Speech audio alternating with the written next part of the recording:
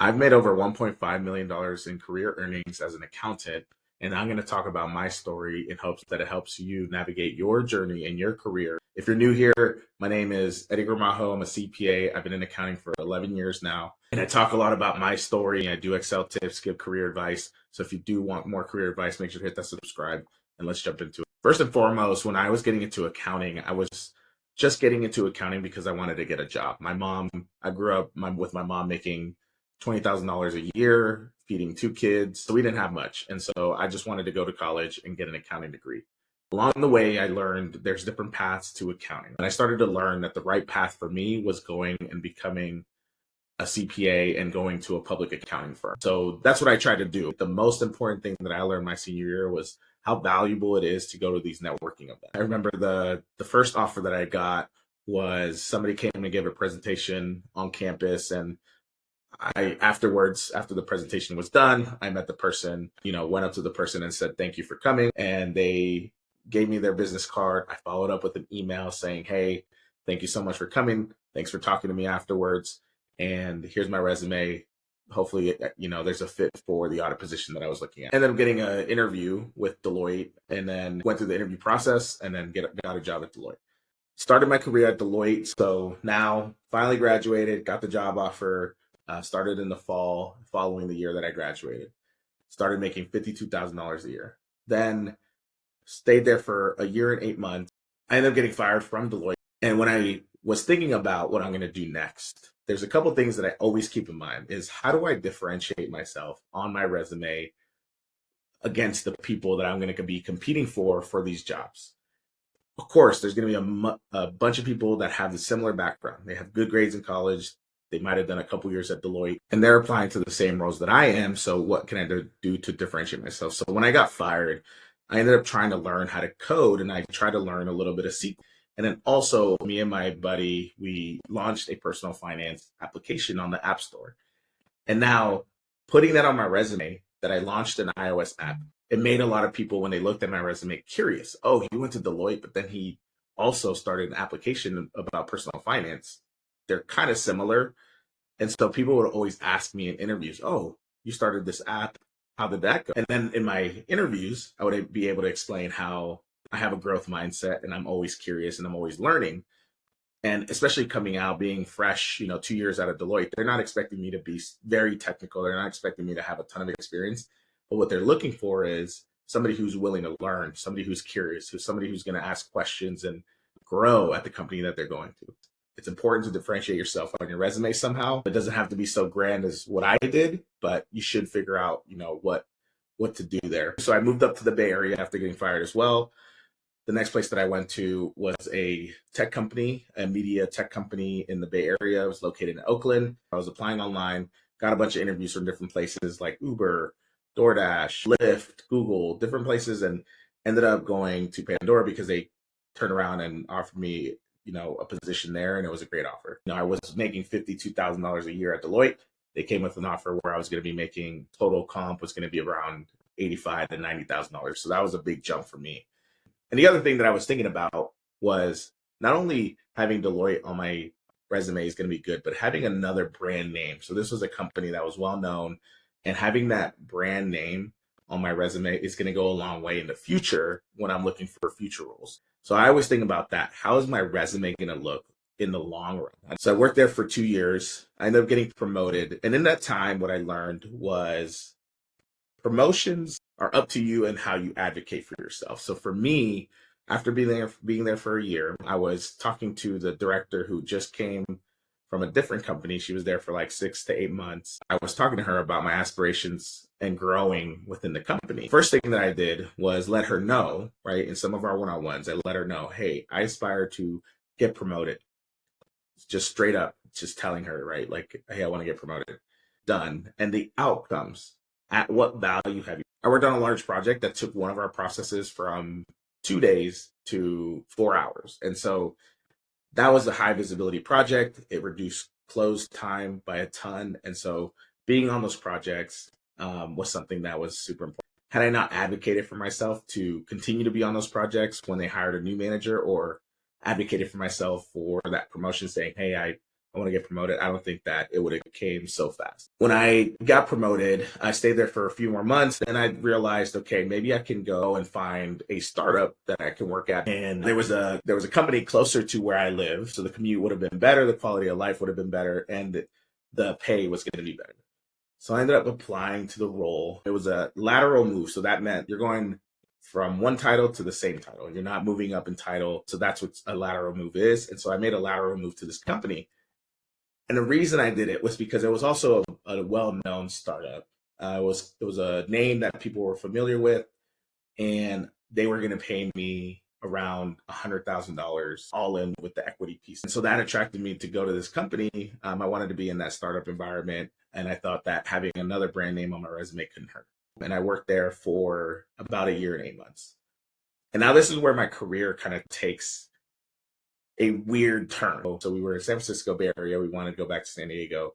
And for me, kind of thinking outside the box, I was like, okay, I want to continue working for these brand name companies because one, I know that in tech, they're going to be paying more than, some construction company in San Diego or some life sciences company in San Diego.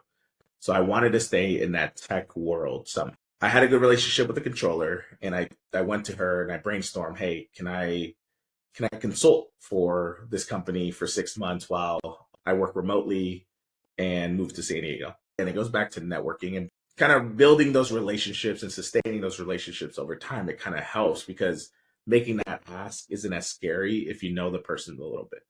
So I went to her, and obviously, like, you have to do some good work, right? So along the way, you do good work. And I went to her and I said, hey, can I consult for, 6 months? She said, sure. What are you thinking in terms of compensation? I ended up proposing that I would get paid $90 an hour.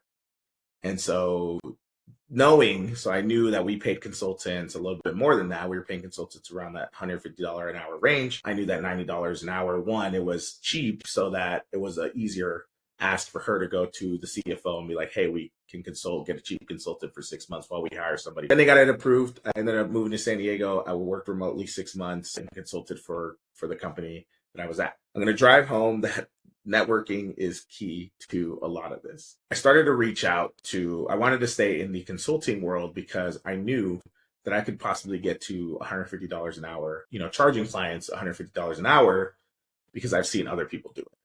So that was like, okay, that's a lot more money than I can make at a role if I went back to be another senior revenue accountant, which is what I was doing.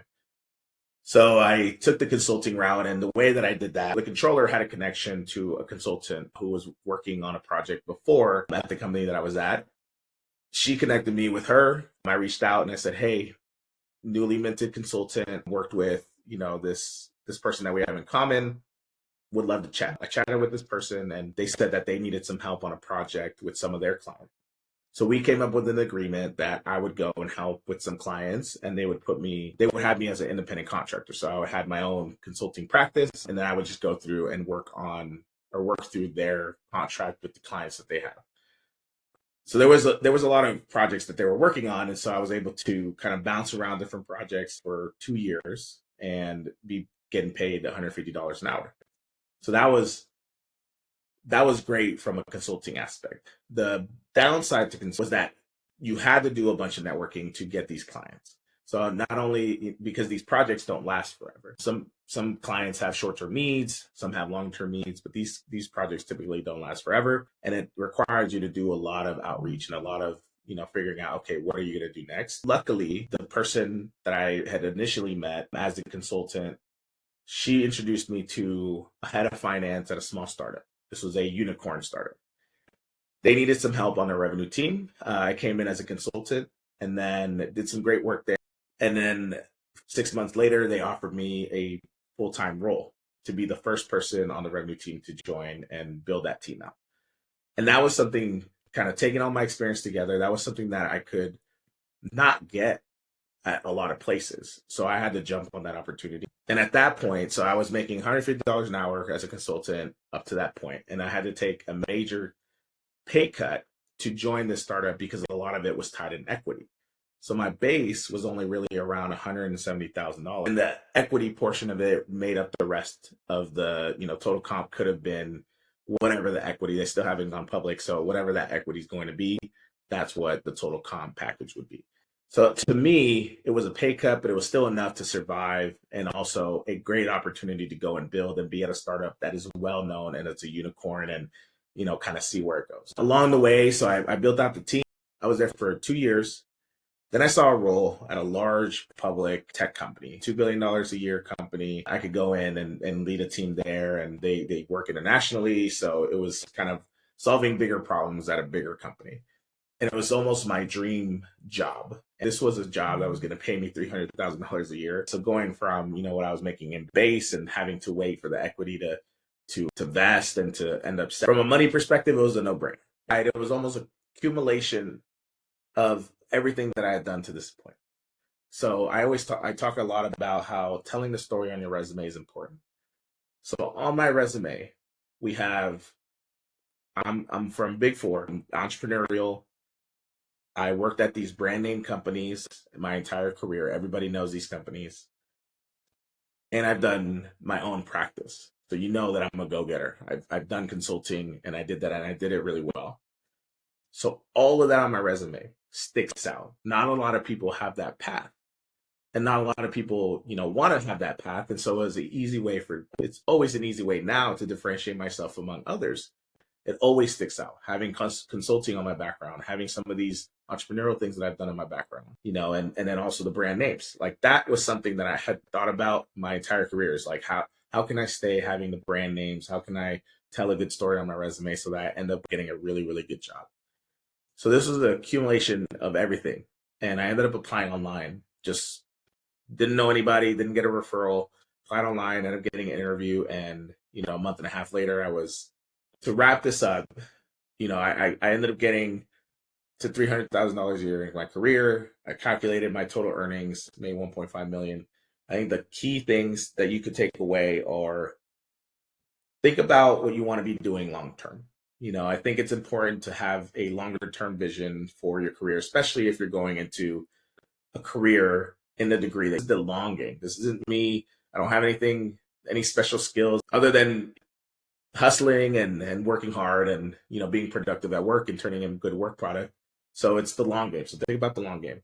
The second thing is, on your resume, you have to tell a good story, because you're sending this piece of paper, and you can't just tell somebody, hey, I worked here and I did this. You have to say, hey, I worked here, I did this, and this is what happened, and this was the outcome of what I did. Because that shows that you're thinking about outcomes. You're thinking about the value. And then the third and final, and probably the most important thing out of this, was networking. Along the way, I've done a lot of outreach, following up with people, checking in on people, meeting people, getting introduced to people, asking for introductions to people. It's important. And it may not be important right away, right? I think over time, your network grows. You start building a reputation. You start building that respect. And so that goes a long way when you're looking for a job, you're looking for a client, you're looking for all these other things, or help, or, whatever. I think it's important. And also, if somebody emails you or asks for help from you, help them. If somebody has a question and you have the answer, you have some insights, share those insights with that person, because that's how you network. It goes both ways. And I've done that through my entire career. And that was my career journey. If you found it helpful, make sure to hit that subscribe, leave a like, leave a comment. Love y'all. Peace.